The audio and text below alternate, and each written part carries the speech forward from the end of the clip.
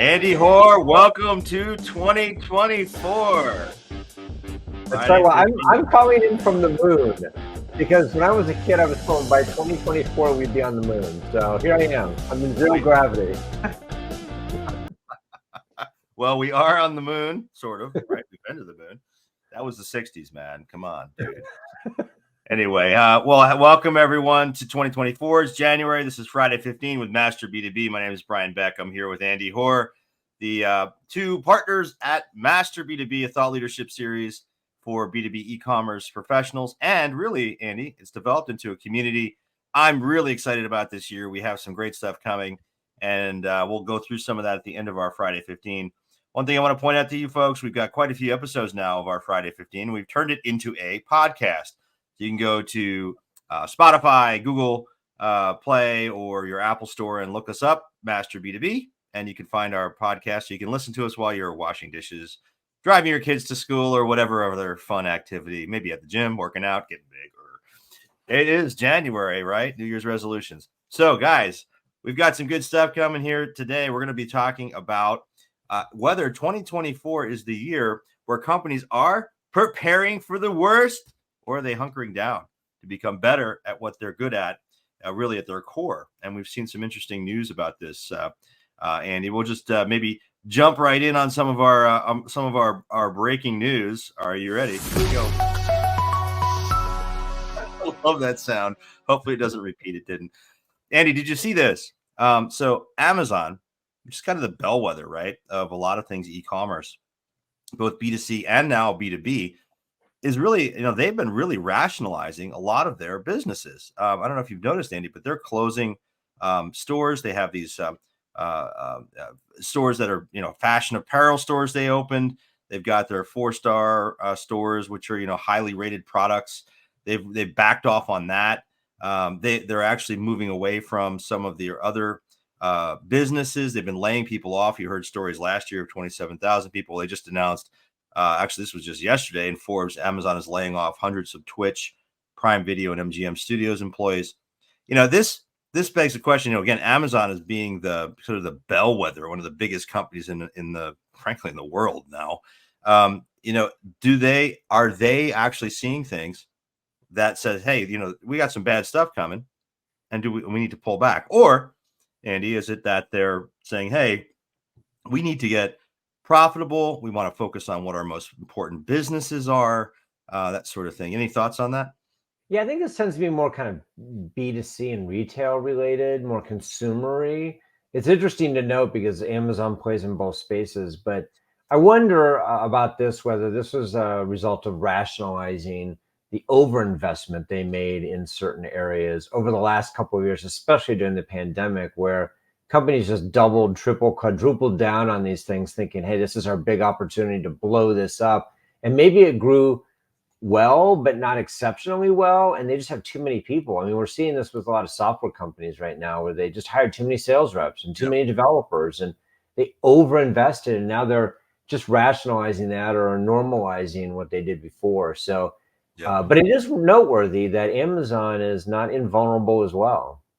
Well, it's fascinating too, and as you know, I work my other full-time job. I run an Amazon consultancy called Insiba, and we work with a lot of big companies, a lot of big brands. And what's interesting, Andy, is that a lot of those companies have been selling to Amazon wholesale for years. It's called Vendor Central, where they sell the product to Amazon. Amazon takes ownership of it, then resells it, which is about 40% of the Amazon's overall revenue. What's fascinating to me is there's a very consistent dynamic occurring right now, and it's more than it's ever been, where Amazon is pushing hard on, really any kind of price increases that the wholesalers are trying to push, that these brands are trying to ask Amazon for. Amazon's raising its prices, its allowances, and other things in this model. It's true in the seller central side too, but there is a real consistent push at Amazon for profitability, and you hear Jassy talk about it. And I think everything we're seeing here in terms of, they're famous for testing things, trying and learning, but at the end of the day, I mean, I think they're refocusing in on stuff that's really worked well for them. Their fulfillment, they're doubling down there, AWS, advertising, things that are really working, they're really focusing in on. So I see that, but it's not just about Amazon. I mean, you pulled some data here from a big giant shipping company, right? Look at this from Maersk or Yeah, Maersk.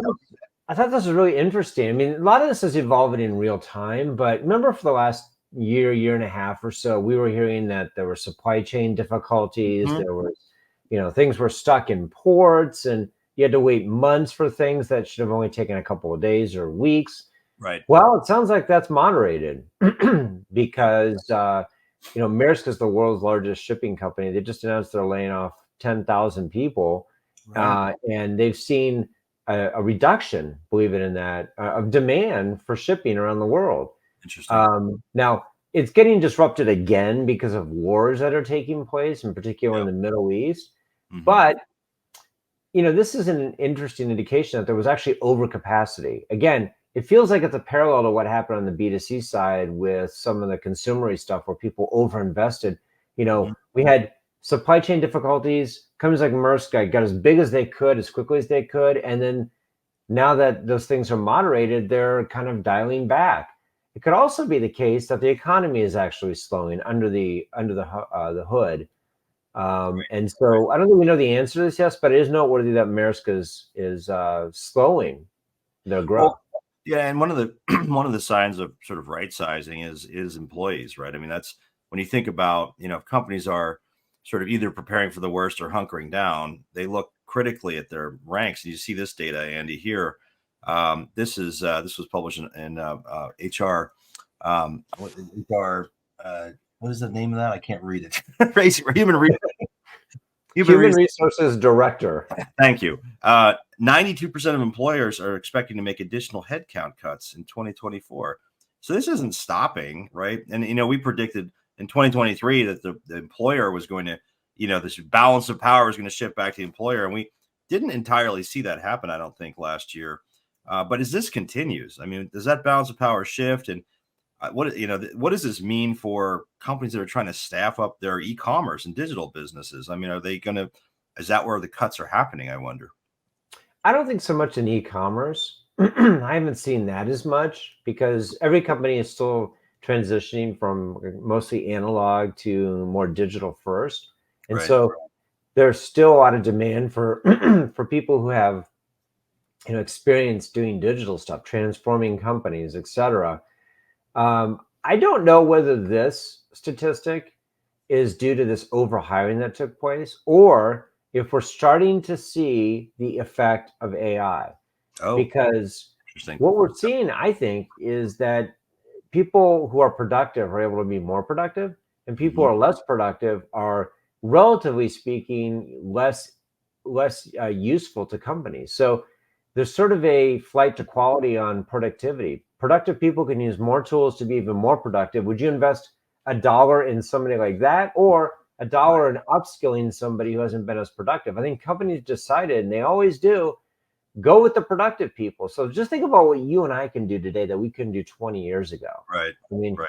and throw AI into the mix, Right. and software is a lot less expensive than people. But it also becomes, I think, if I'm a VP of ecom, a chief digital officer, director of ecom, whatever, sitting at a B2B company, I think, and we've heard this from our community, Andy, you have to more justify in this environment, you have to justify your investments even more than you had to in the past, right? Where with this focus and this next slide I'm going to show here for those of you listening on the podcast has to do with where CEOs, are focused. It's fascinating. This efficiency, there's a whole trend towards efficiency here, and AI is certainly a part of that. You have to justify on an ROI basis, your staff. And I don't know about you, Andy, but I'm hearing this from all the practitioners I'm talking to. So we're looking here at some data that says what external issues do CEOs expect to influence or disrupt business strategies within the next 12 months? I think there's some mixed messages here, right, Andy? What do you think? Well, I think there's some good news and some more alarming news. The good news is the top two ones about geopolitical instability and inflation have started to moderate a bit. I mean, when we went, this is from June to October. So this is Of Q3 to 23, of Q4 of 2023. last year, right?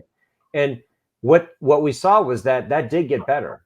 The Right. situation improved somewhat, although, you know, when was it, October 7th was when the Yeah. Israeli Hamas war broke out. So Yeah. did that capture this? I mean, that's why Right. these things Right. are It's true. changing Right. in real time. Right. But inflation is the one I would look at here. Inflation has definitely not gotten worse. Yeah.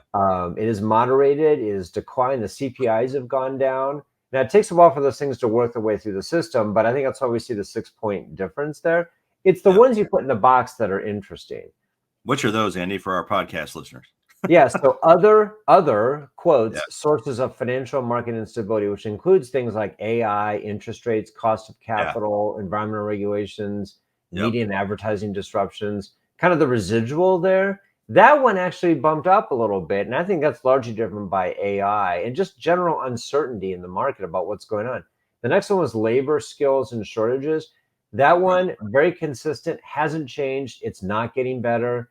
We're not finding this wealth of people who are just ready to come back into the Right. market. Plus, we have Right. people who are trading out because they're getting old, especially in B2B. So we're losing older experienced workers, and we're not even replacing them one for one Right. with younger people. And if they do, they're younger and less experienced. And then regulation is always a problem. It affects B2B in a big way, about how you can ship things, what you can sell, et cetera. So these are the ones that are bedeviling, I think, executives in B2B. Right. And causing them either to, retrench and focus, or, or quote unquote, prepare for the worst, however you, and I have some thoughts on that I'll share towards the end here. But this next bit of data we pulled is really fascinating. It shows CEO strategic business priorities in 24 versus 23 and such. So what jumped out at me, Andy, was the couple here that have, what the priorities that have grown dramatically and some of those that have fallen. You want to interpret this one a little bit for our Yeah, listeners? so the same perennial issues at the top. Growth is number one. Surprise, surprise. Every company wants to grow. Who's saying no to that? No, we want to shrink. We want to So shrink. Right. growth, workforce growth, Mhm. financial improvements, etc. But relative to 2022, this is where it's interesting. Those Yep. things are really about the same or even decline. The Right. area where it grew significantly from 2022 to 2023 as basic priorities, and we think this is going to continue into 2024, is cost management, 70% increase in interest there, Wow. Yep. efficiency and productivity. So to your point earlier, what this tells me is that companies are sort of dialing back a little bit. They're trying to find ways to do more with less. They're trying to save money and become more profitable, which is usually what happens to companies that are concerned about certainty. And so, Right. I don't know that this means people are right to be concerned that 2024 is going to be a bearish year. But what we're seeing in the data is that companies are, in fact, preparing, not necessarily for the worst, but they're locking themselves down and preparing for headwinds, I think is the way to phrase it. Yeah, I think so. And yeah, so and this also bears out in, as we saw last year, Andy, in our state of B2B e-commerce report, budget, right? 68% of our survey respondents said that budget is their top barrier to B2B e-commerce growth. So as you look at efficiency and other things, that doesn't, the kinds of things that are growing in terms of the, the trends and what people are, CEOs are talking about, doesn't say, hey, I'm blowing open the budget, right? It says get more from what you already have. so so I think the ROI this year, we're going to be talking a lot at our events, our roundtables, our summit, about ROI and how do you really maximize ROI, and how do you make those arguments up to the board and C-level that you ought to be investing in digital in this kind of environment where more is required of less. They're going to look at your PIM system you're not using and say, go use it. We bought this and we spent $2 million on it. Go anyway. You get it, right? Well, I think what do we always say too? Like, it depends on what your level of digital maturity is. I mean, right, if right, you're more mature, there are different considerations. When you're less mature, different considerations. But exactly.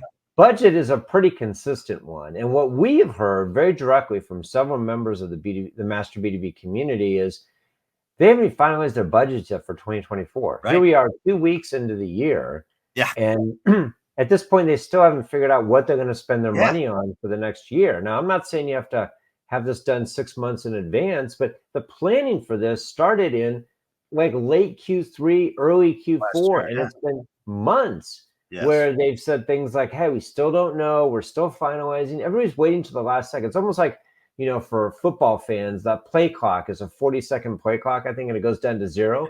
And the quarterbacks always wait to the very last second because then you can't shift the defense at that point. That's what's going on here. Is I think people are waiting to the very last second, which there are repercussions for that. In football, you can get called for delay of game. Here, there's kind of a parallel. You can lose opportunities and wait too long and miss things. Well, and I think, Andy, we asked our community, let me share this real quick. We asked on LinkedIn what, with news of business restructuring, rationalizing, our B2B companies preparing for the worst or refocusing to get stronger in 2024. 77% said refocusing to get stronger. There's a commonality here, I think, in what we're hearing across the market, that this is could be actually a healthy exercise. You know what? My conclusion from this, Andy, is that if you look at, and really is to your point you just made, if you look at the companies that really long term do really well, they actually invest in a very focused way and take bets during times like this when everyone else is waiting to do something. They're actually taking bold steps. They're refocusing. They're doing some of the stuff that Maersk and Amazon and all those other folks are doing, but they're doing it in a way that reinforces what they are best in the world at. They double down and they refocus on where are they really best in the world and where can they work. It's the Good to Great book. It's Jim Collins' book. Focus on the confront the brutal reality. Focus on the things that are your best in the world at. So that's my takeaway. But we're coming up on time here, Andy. We're at Friday 17. So let me go through a couple of quick things for our community here.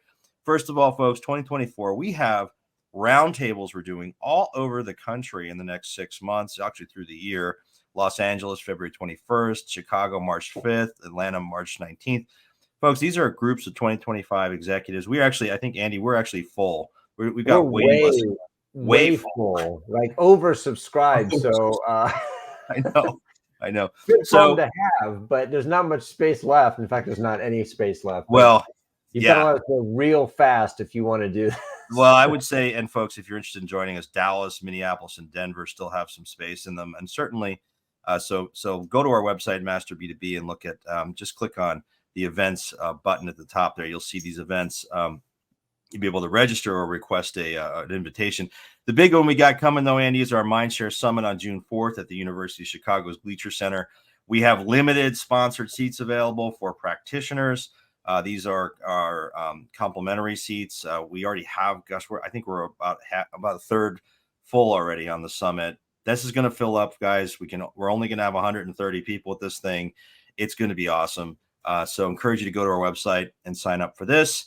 It's hard to believe that's June. I mean, it's like 6 months away, but it's not even 5 months. Yeah, exactly. We've got our forum. You can go to our website and sign up for that. We have 350, almost 400 members in there at this point. A great group of people. And that gets us to our Friday. Oh my gosh, 19. Thanks, folks, for bearing with us on our time here. Any last words, Andy, before we part for the day? No, it's good to be back. Looking forward to 2024. I think there's opportunity in chaos and confusion, and smart companies will take advantage of it. Absolutely. So we'll see you next week on Friday 15, every Friday at noon Eastern time here on LinkedIn Live. Take care, folks.